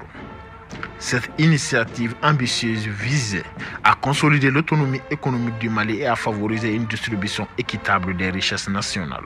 Cependant, cette politique audacieuse ne tarda pas à rencontrer des obstacles majeurs. La création de francs CFA en 1962 et les difficultés d'approvisionnement qui s'ensuivirent déclenchèrent une inflation galopante, plongea une partie de la population dans la précarité et l'incertitude. Les paysans et les commerçants en particulier ressentirent l'impact de ces mesures économiques, nourrissant un profond sentiment de mécontentement et de frustration au sein de la société malienne. Sur le plan politique, Modibo Keïta fait rapidement incarcérer ses opposants comme Fili Dabo Sissoko et Amadou Diko, anciens députés représentant le Soudan à l'Assemblée nationale française. À partir de 1967, il déclenche la révolution active et suspend la constitution en créant le Comité national de défense et de révolution CNDR. Les exactions des milices populaires et la dévaluation du franc malien en 1967 amènent un mécontentement général. Les autorités tentent aussi d'introduire des politiques de lutte contre l'esclavage persistant dans certaines régions du pays malgré l'interdiction officielle.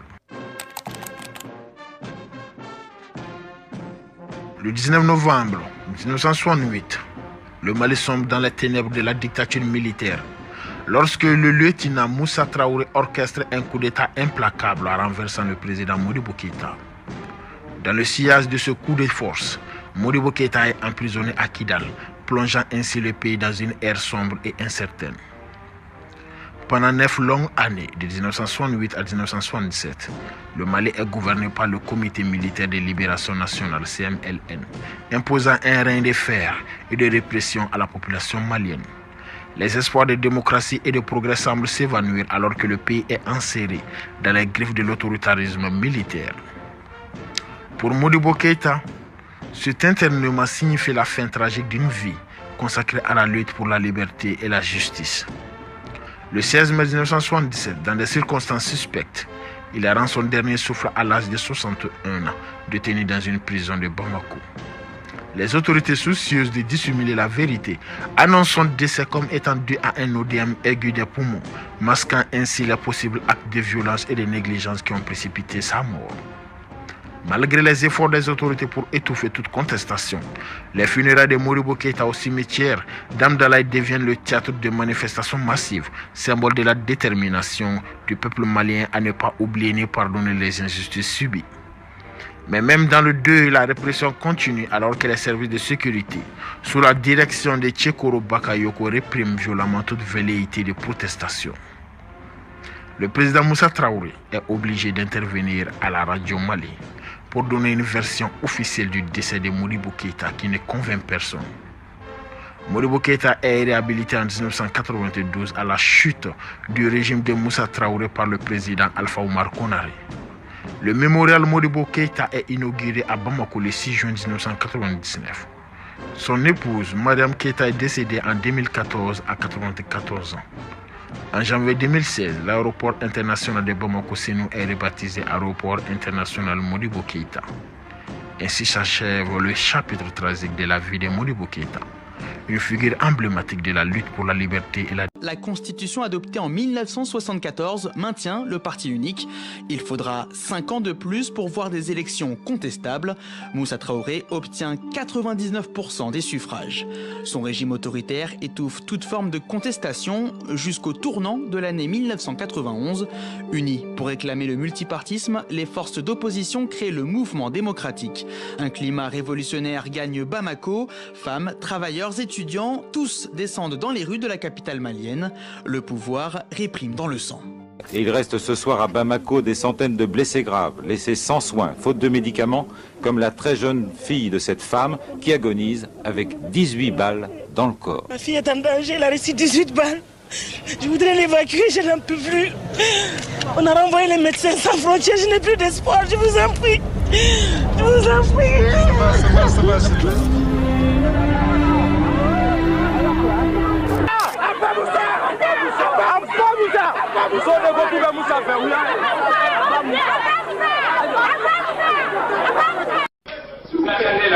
Qu'est-il advenu de l'ancien président? Qu'allez-vous faire maintenant?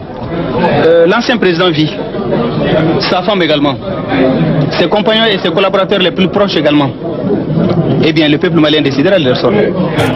Amadou Toumani Touré, une figure emblématique dans l'histoire du Mali, émerge comme un personnage central dont l'influence a façonné le destin politique de son pays. Militaire de carrière, il inscrit son nom en lettres capitales dans les pages de l'histoire malienne en tant que soldat de la démocratie. Son parcours riche en rebondissements reflète une trajectoire exceptionnelle, allant de son engagement dans des opérations militaires majeures à son rôle clé dans l'établissement et le maintien de la démocratie au Mali dans les années 1990. Originaire du centre du Mali, Amadou Toumani Touré a débuté sa carrière militaire au sein des forces armées maliennes, gravissant les échelons avec brio. Sa renommée s'est consolidée au cours de son engagement dans des opérations militaires d'envergure, notamment lors de la guerre du Tchad dans les années 1980. Cependant, son parcours prend un tournant décisif en 1991, lorsque, suite à des troubles politiques et sociaux au Mali, il s'érige en sauveur de la démocratie. À la suite du renversement du régime du président Moussa Traoré en 1991. Le 22 mars, c'est le vendredi, c'était un vendredi, le vendredi noir, c'était pendant le mois de carême. Et on a commencé à mettre les barricades. Et le matin, quand les forces de l'ordre sont sorties pour essayer de calmer la situation, il y a eu des provocations. Ça me rappelle surtout la fumée qui traversait le ciel de Bamako le vendredi noir. Et puis les balles, du sang qui coulait, les gens qui jonchaient le long des chemins. Amadou Toumani Touré, surnommé ATT par la population, joue un rôle déterminant en instaurant une transition pacifique vers un régime démocratique. En un de vos communiqués, vous parlez de l'institution du multipartisme intégral. Je voudrais savoir, ce sera pour quand et comment est-ce que vous comptez vous y prendre? Si nous étions prêts, je dirais tout de suite. Tout de suite, parce que notre peuple le mérite. Tout de suite, parce que les autres le font. Je pense, j'ai écouté, j'ai vu, j'ai lu. Il n'y a pas de chemin pour contourner cette démocratie. Nous avons épousé, sinon entamé, un monopartisme qui n'a fait que nous créer des problèmes, qui n'a fait que tarir des talents, qui n'a fait que bâillonner des bonnes volontés. Donc nous sommes dit à un certain moment que si nous devons prendre le pouvoir et pour le peuple malien, nous devons accepter de tenter une autre expérience. L'expérience démocratique, l'expérience du multipartisme, l'expérience de la raison et l'expérience de la vérité. Son engagement en faveur de la stabilité politique et de la démocratie ne s'est pas limité à cette période de transition. Élu président du Mali en 2002 lors d'une élection démocratique, ATT a œuvré pour le renforcement des institutions démocratiques, la promotion des droits de l'homme et le développement économique du pays. Son mandat a été marqué par des initiatives visant à consolider la paix et à renforcer les liens diplomatiques. Cependant, son règne a également connu des moments difficiles, notamment la gestion de la crise du nord du Mali et les critiques liées à la corruption. Malgré ces défis, Amadou Toumani Touré est resté une figure respectée et admirée pour son rôle clé dans la consolidation de la démocratie au Mali. Son départ du pouvoir en 2012, marqué par un coup d'État militaire, a constitué une transition tumultueuse et a souligné les complexités de la gouvernance dans cette région. L'histoire d'Amadou Toumani Touré se présente comme une saga captivante où la trajectoire d'un homme s'entremêle intimement avec des vicissitudes façonnant un chapitre significatif de l'histoire du Mali.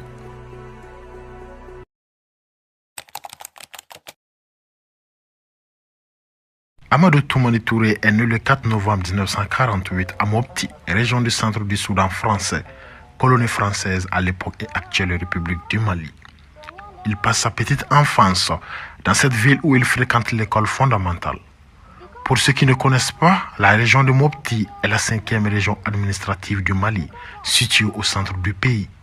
Elle s'étend sur 79 017 km². La région de Mopti est limitée au nord par la région de Tombouctou, à l'ouest et au sud par la région de Ségou et au sud-est par le Burkina Faso.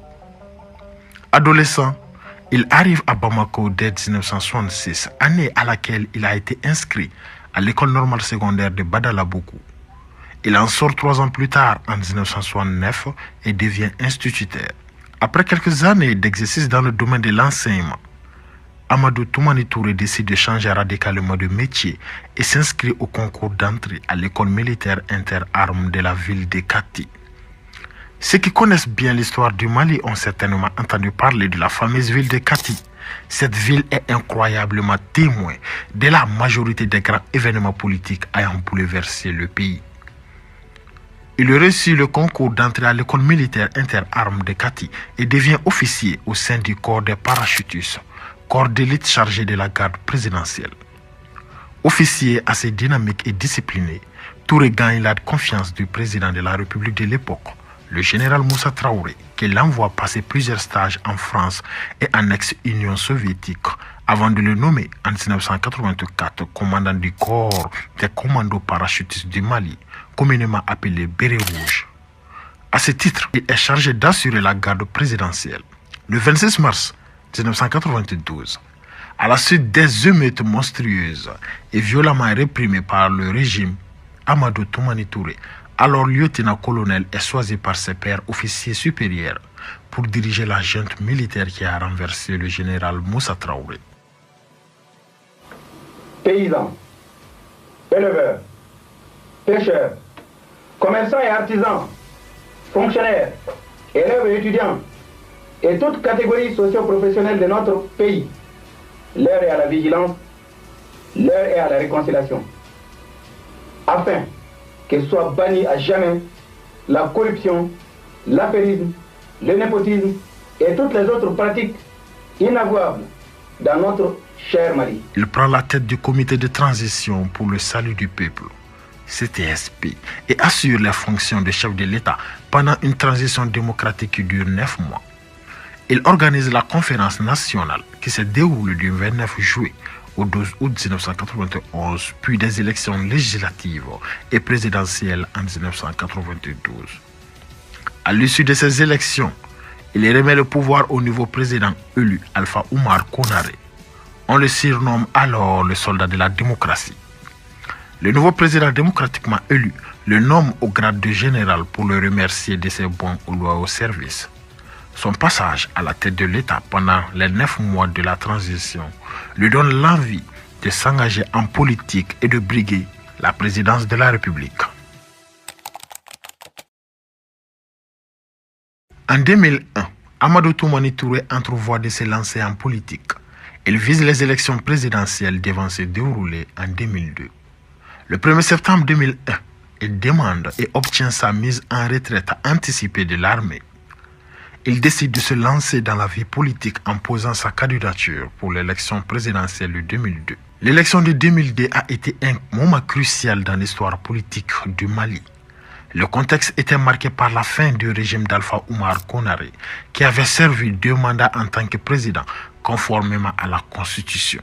Amadou Toumani Touré, ancien général de l'armée malienne, est déjà bien connu pour son rôle dans la transition démocratique de 1991, a émergé comme un candidat populaire et respecté. La transition démocratique de 1991 avait mis fin à des décennies de régime autoritaire au Mali, ouvrant la voie à un système multipartite. Alpha Oumar Konaré n'est pas candidat dans la mesure où, selon la Constitution, il ne peut briguer un mandat supplémentaire. Si l'élection présidentielle de 1997 s'était déroulée dans un climat très tendu entre le parti au pouvoir, l'Alliance pour la démocratie au Mali, Parti africain pour la solidarité et la justice ADEMA, PSG, et l'opposition qui est regroupée au sein d'un collectif décide de boycotter les élections, le climat politique quelques années plus tard s'est progressivement détendu, avec notamment l'organisation du Forum politique national en janvier 1999 et l'élaboration d'une nouvelle loi électorale. L'ensemble des partis prennent part au scrutin au sein du parti présidentiel.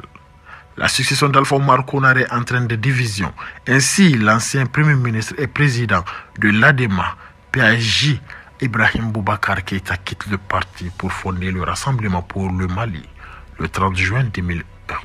Après sa démission de l'armée, Amadou Toumani Touré, que tout le monde appelle ATT, ne crée pas de parti politique. Étonnamment, il n'appartient également à aucun parti politique.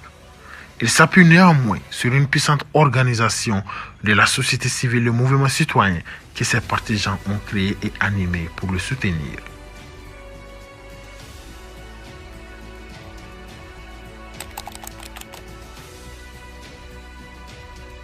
L'élection de 2002 a été saluée comme une étape importante dans la consolidation de la démocratie malienne. Amadou Toumani Touré, candidat indépendant, a remporté la présidence au premier tour avec une majorité significative, soulignant le soutien populaire dont il bénéficiait.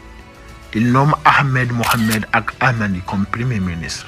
Celui-ci démissionne le 28 avril 2004 et il est remplacé par Ousmane Issoufou Maïga.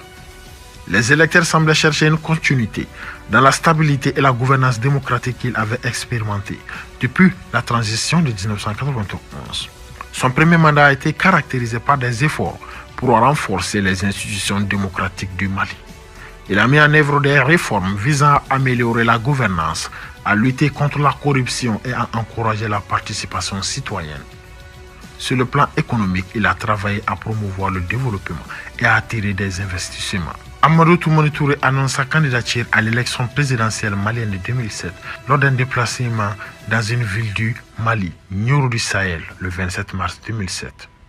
Porté par un vaste soutien politique avec la collaboration de 14 partis, notamment l'Alliance pour la démocratie du Mali, Parti africain pour la solidarité et la justice ADEMA, PSG, et l'Union pour la République et la démocratie URD, réunis au sein de l'Alliance pour la démocratie et le progrès ADP, le président en exercice a orienté sa campagne autour de son bilan qu'il présente comme positif. Il met en avant un modèle de gouvernance axé sur le consensus et présente un programme pour le développement économique et social articulé autour de 9 priorités majeures. Ces priorités incluent le renouveau de l'action publique en matière de démocratie et de gouvernance, une croissance économique robuste visant un taux d'au moins 7% par an, le développement du secteur privé, l'amélioration des ressources humaines, la promotion de l'emploi des jeunes, une participation accrue des femmes au développement, le soutien aux initiatives culturelles et sportives, l'engagement des Maliens de l'étranger dans le développement du pays et la mise en place d'une diplomatie proactive. Lors d'un rassemblement à Koulikoro, une ville du Mali, il a dévoilé un projet ambitieux visant à créer 50 000 emplois pour les jeunes au sein de la fonction publique. Cet engagement illustre sa vision pour répondre aux défis socio-économiques du pays, mettant en lumière ses initiatives concrètes et son engagement envers le développement durable et inclusif. Affichant fièrement le slogan des campagnes « Pour un Mali qui gagne », le président en exercice a suscité le soutien ardent de ses partisans qui ont répondu le mot d'ordre Takokele, traduisible en bambara par prise unique, exprimant ainsi le désir d'une victoire dès le premier tour. Cependant, ses opposants, regroupés au sein du Front pour la démocratie et la République, FDR, l'accusent d'utiliser les ressources de l'État pour mener sa campagne. Les critiques portent également sur des allégations de favoritisme de la part du président et de son gouvernement, notamment en ce qui concerne l'attribution des logements sociaux. Le scrutin du 29 avril a été entaché selon eux de fraude, soulevant des préoccupations quant à l'intégrité du processus électoral. Malgré ces contestations, Amadou Toumani Touré a été réélu président de la République dès le premier tour le 29 avril 2007, obtenant un impressionnant pourcentage de 71,20% des voix. Son principal concurrent Ibrahim Boubacar Keïta n'a recueilli que 19,15% des voix. Les candidats de l'opposition réunis au sein du Front pour la République et la démocratie ont contesté les résultats alléguant des fraudes. Ce dénouement électoral a exacerbé les tensions politiques au Mali, soulignant les divisions persistantes au sein de la société. En 2012, l'armée malienne se trouve engagée dans une guerre dans le nord du pays, déclenchée par une rébellion touareg, menée par les insurgés touareg du Mouvement national pour la libération de l'Azawad et les djihadistes d'Amsardine. Assis derrière sa mitrailleuse, Omar Ould Amaa. C'est l'un des chefs militaires d'Ansardine. Nous, ce qu'on veut, c'est pas Azawad, c'est l'islam. L'islam, là.